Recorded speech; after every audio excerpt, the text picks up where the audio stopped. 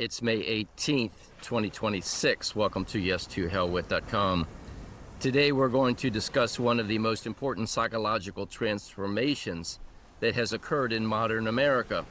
The transformation of the citizen, the American people. More specifically, the transformation in how government views the people. Because if you carefully study the writings and correspondence of the founding generation, Jefferson, Madison, Hamilton, Adams, Jay, Washington, you immediately notice something striking. These men spoke to the people differently, not perfectly, not without flaws, not without disagreement, but fundamentally differently.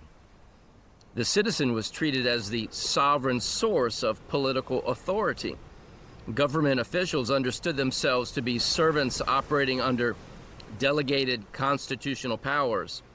That is why the language of the period sounds so different from modern political communication.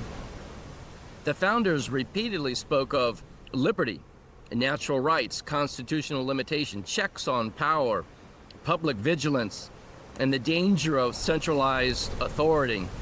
Why?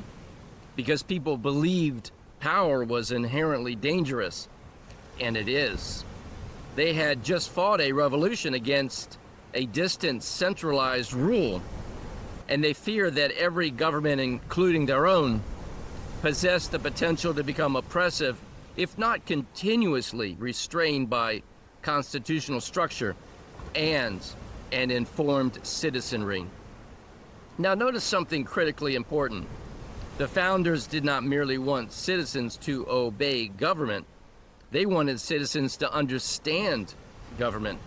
That is why the Federalist Papers are so intellectually dense. Those writings were not reduced to slogans. They were not tick-tock politics. They were not emotional campaign fragments. They were serious constitutional arguments directed toward the people themselves. The public was expected to think, to reason, to study, to understand. Now compare that to modern political communication.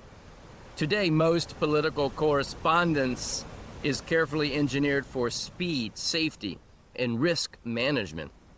A constituent writes asking a difficult constitutional question, and instead of receiving substantive engagement, they often receive prepackaged talking points, generic administrative responses, or vague policy language that avoids the actual substance of the inquiry.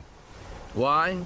Because modern political systems increasingly operate through management rather than civic dialogue. Citizens are often treated less as sovereign participants and more as populations to be administered, managed. And perhaps most troubling of all, many citizens themselves have gradually accepted this relationship. The psychological understanding of the republic has changed. The founders believed government exists beneath the people. Modern systems increasingly condition people to believe that people exist within the administrative framework of government. An enormous philosophical shift. And once that shift occurs, constitutional liberty increasingly is difficult to preserve. Because rights are no longer viewed as pre-political and God-given. Instead, they become permissions negotiated within bureaucratic systems.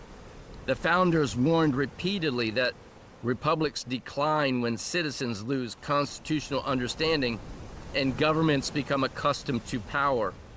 And many Americans today sense this transformation even if they cannot fully articulate it. They sense the distance. They sense the bureaucracy. They sense the managerial tone. They sense the modern institutions often speak at them rather than with them. And that is why the writings of the founders still resonate today. Because despite all the centuries that separate us from them, those writings still speak to the dignity of free people. And as always, may truth reign supreme.